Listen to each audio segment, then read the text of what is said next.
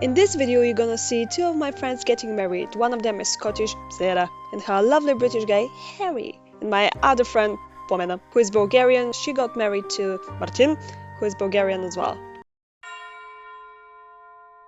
For Sarah's wedding, I attended only the party bit, as the ceremony was only with family and closest friends. I was also starting a new job the day after, so I couldn't stay until too late. That's why I have way less footage for this wedding than the other one. It was a great fun though. I still got drunk and met so many interesting people. Something that I've noticed is the fact that on British weddings, or maybe it was just this one, I don't know, you basically meet and talk to almost every single person attending the wedding, whereas in Bulgaria you mainly speak to your group of friends. Interesting thing about Sarah's wedding was the fact that they gave us all tokens, and basically this is how you get your drinks from the bar. Each guest had 2 tokens, despite the fact that at some point Sarah got drunk and she kept on giving us more tokens, so then we got drunk. This way, come on, keep moving, come on.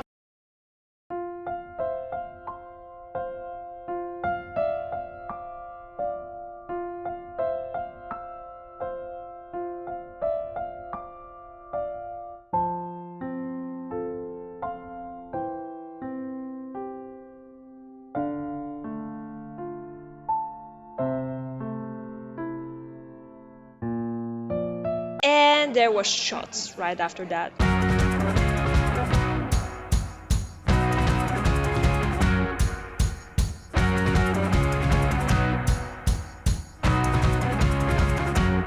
And of course there was a dance with her dad.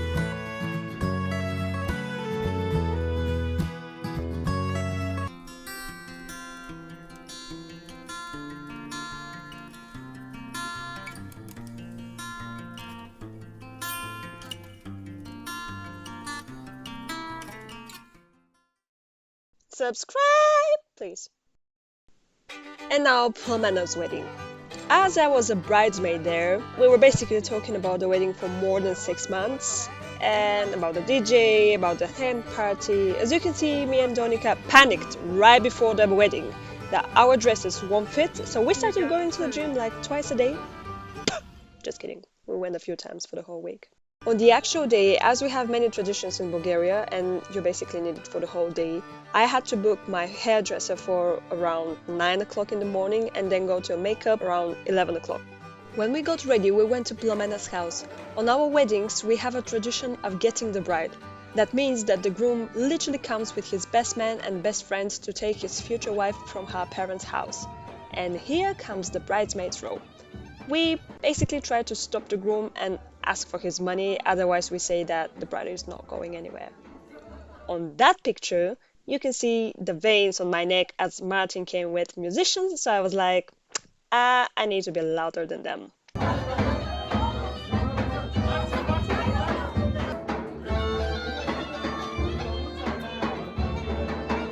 When we finally gave Plomena to Martin, there was another ritual to follow. When she steps out of her house, she kicks a small container carrying a white flower and a red flower. If the white flower goes further, the first child will be a boy. If the red one goes further, the first child will be a girl. We then perform horo dance, which is basically a traditional dance. You perform it everywhere you go. When we finished with kicking stuff and performing horo, we went to the church.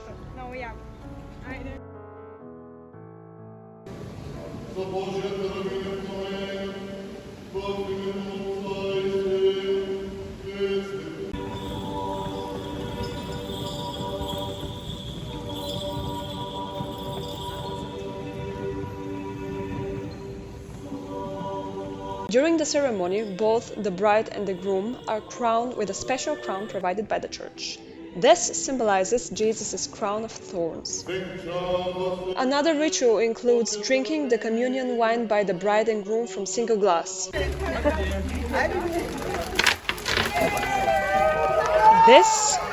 I don't have any idea why we do this. We have 2 ceremonies in Bulgaria. One in a church and one that is a legal ceremony. and it is up to the bride and the groom which one of them is gonna be first and which one is gonna be second.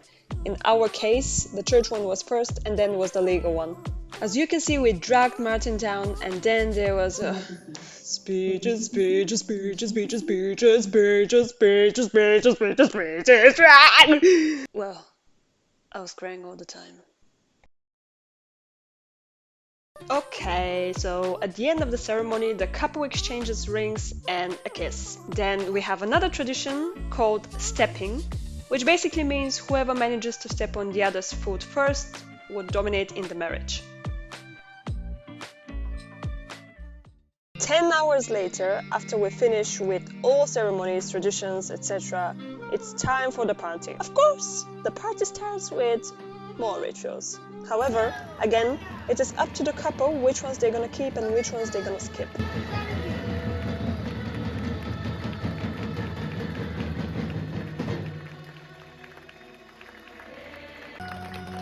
Again, this container, I don't know why we're kicking it again. This time the flowers, both of them stayed inside, so the token lady was like, oh guys, you're gonna have twins.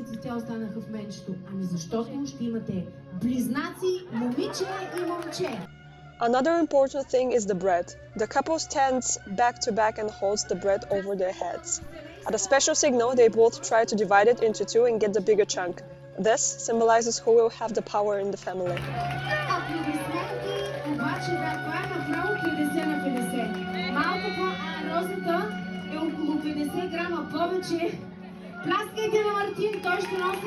After all rituals, we had 0.5 seconds to eat quickly, and then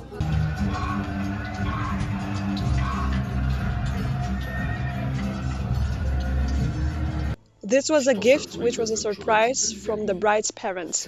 На своята воля, мечът на сътворението и силата, на истината и свободата.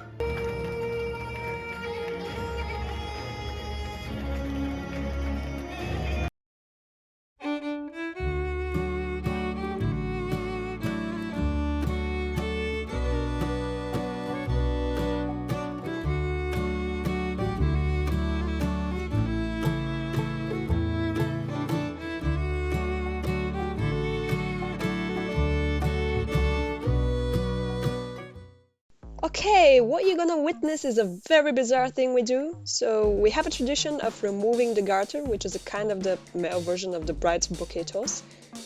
Basically, the bride sits on a chair so her new husband can take her garter belt off her leg and toss it to the crown of bachelors. He's also not allowed to use his hands. Whoever is lucky to catch it will be the next one to get married. However, in the recent years, people started to joke around and basically lie to the groom and put a random guy there, so he starts taking the random guy's garter instead of his wife's one.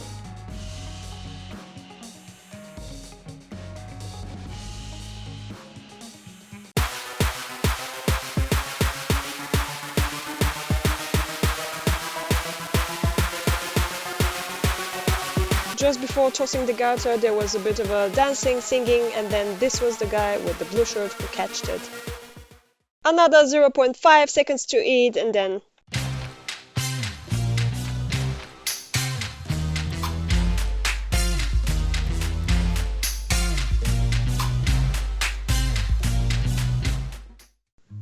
and this is the bit with the cake. Again, the talking lady was like, whoever catches the knife from the top, he's gonna be the lead. Whoever catches the knife from the bottom, he's gonna be, I don't know, something else. I was like, oh, please just give me the cake.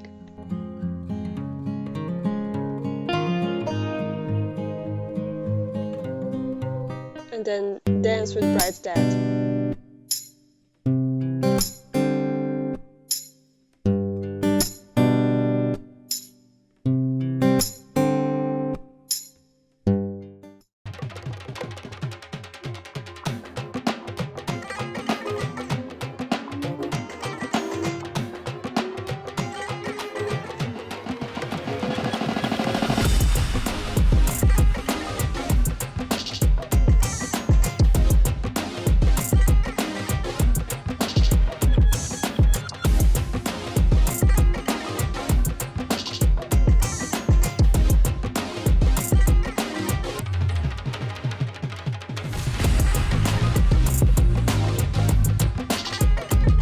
The girl with the black dress catch the bouquet.